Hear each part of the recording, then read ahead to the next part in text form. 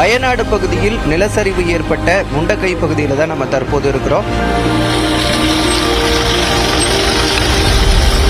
நாம் இருக்கக்கூடிய இந்த பகுதி தான் கேரள மாநிலத்தில் வயநாடு பகுதியில் உள்ள சூரல்மலை பகுதி. ഒരു രാജ്യമേ പോയി, ഒരു ഗ്രാമേ പോയി.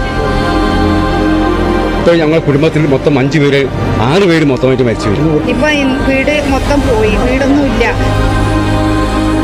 தூத்துக்குடி போயிருக்கோம், அப்புறம் சென்னையும் போயிருக்கோம் ரெஸ்கியூ. இந்த அளவுக்கு கொடூரம் வந்து நம்ம பார்த்ததில்லை. கண்ணு கலங்குற அளவுக்கு நம்ம வந்து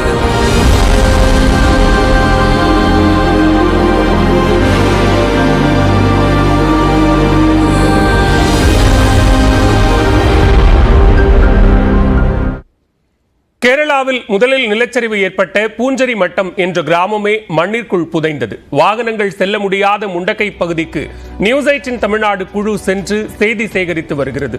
கேரள மாநிலம் வயநாட்டில் முதன்முறையாக முண்டக்கை பகுதியில்தான் நிலச்சரிவு ஏற்பட்டது. குறிப்பாக முண்டக்கைக்கு உட்பட்ட பூஞ்சரி மட்டம் என்ற கிராமத்தில்தான் மலைகளில் இருந்து பாறைகள், மண் துகள்கள் முதலில் சரிந்து விழுந்தன.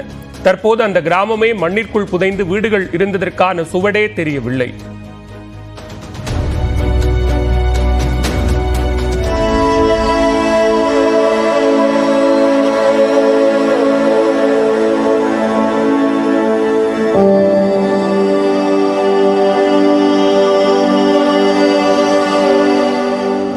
இந்த கிராமத்தில் இருந்து மட்டும் இதுவரை 119 உடல்கள் கண்டெடுக்கப்பட்டுள்ளன. பாலங்கள் உடைந்ததால் வாகனங்கள் செல்ல முடியாத நிலையில் ஆற்று வழியாக ஜேசிபி இயந்திரம் மட்டும் கொண்டு செல்லப்பட்டது. யாரேனும் ஒருவரையாவது உயிரோடு காப்பாற்றிவிட முடியாதா என்ற ஆதங்கத்தோடு ராணுவ வீரர்கள் தீவிர மீட்பு பணியில் ஈடுபட்டு வருகின்றனர். வாகனங்கள் செல்ல முடியாத அப்பகுதிக்கு நியூஸ் 18 தமிழ்நாடு குழு நடந்து சென்று இக்கோர காட்சிகளை பதிவு செய்துள்ளது குறிப்பிடத்தக்கது.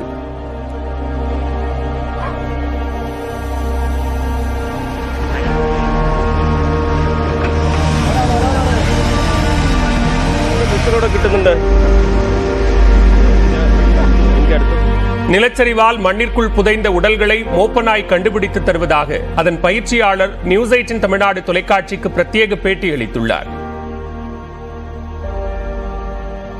Talk name Murphy. இது கெடாவர் டாக் தானே. அந்த டெட் பாடி சர்ச் பண்ணுறதுக்காக யூஸ் பண்ணிட்டு இருக்கேன்.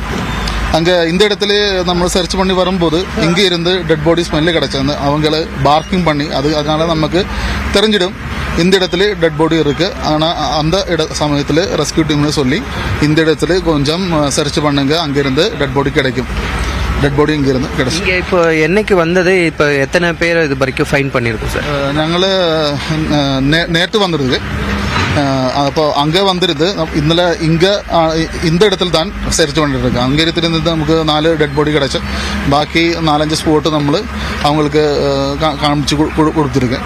அதுக்கப்புறம் டுடே இங்கே இந்த இடத்துல வந்து சர்ச் பண்ணி டெட் பாடி இங்கிருந்து கிடைச்சு. இந்நிலையில் வயநாட்டில் நிலச்சரிவால் பாதிக்கப்பட்ட பகுதிகளை அம்மாநில முதலமைச்சர் பினராயி விஜயன் ஹெலிகாப்டர் மூலம் ஆய்வு செய்தார்.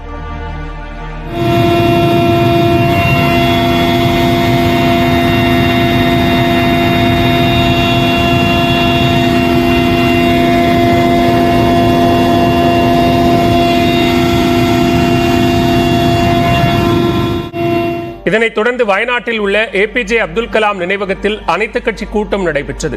இதனைத் தொடர்ந்து செய்தியாளர்களை சந்தித்த பினராயி விஜயன் ஆற்றில் காணாமல் போனவர்களை தேடும் பணி தொடரும் என்று கூறினார். சூரல் மலையிலிருந்து முண்டக்கைக்கு இரும்பு பாலம் அமைக்கும் பணி கிட்டத்தட்ட நிறைவடைந்திருப்பதால் மீட்பு பணி துரிதமாக நடைபெறும் என்று நம்பிக்கை தெரிவித்தார். ദുരന്തമാണ് സംഭവിച്ചത്. ഈ ദുരന്തത്തിൽ നിന്ന് വേറൊരു ദുരന്തത്തിലേക്ക് പോകാൻ പറ്റില്ല. ഇതിന്റെ ഭാഗമായി വരാനിടയുള്ള മറ്റൊരു ദുരന്തം പകർച്ചവ്യാധിയാണ്. അപ്പോൾ പകർച്ചവ്യാധി തടയുക എന്നുള്ളത് വളരെ പ്രധാനപ്പെട്ട കാര്യമാണ്. இப்பேரிடரில் உயிரிழந்த மனிதர்கள் மற்றும் விலங்குகளை முறையாக அடக்கம் செய்ய 3 அமைச்சர்கள் கொண்ட குழு அமைக்கப்பட்டிருப்பதாக முதலமைச்சர் பினராயி விஜயன் கூறினார்.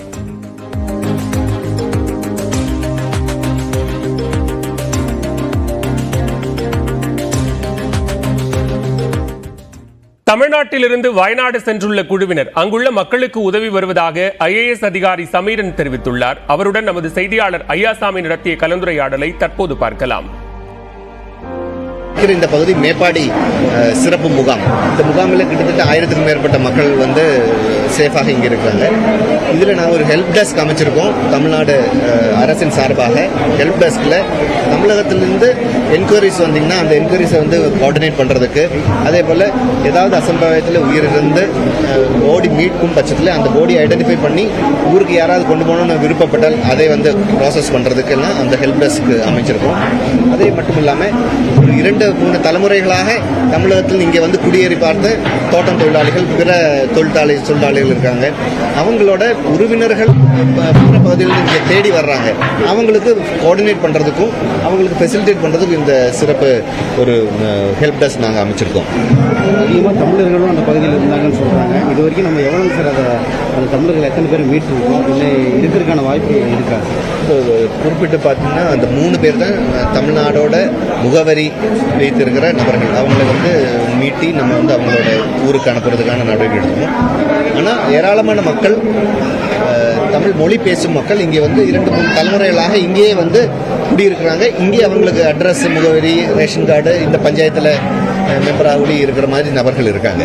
ஸோ அவங்களோட எல்லா கணக்கும் இங்கே கேரளா அரசு வந்து அவங்களோட கணக்கில் தான் சேர்த்துருக்கு. ஆனால் ஃபெசிலிட்டேஷன் நம்ம சைட்லேருந்தும் சேர்த்து பண்ணிட்டு இருக்கிறோம். நம்ம அடிஷ்னலாக ஹிட்டாச்சிஸ் கேட்டிருந்தாங்க.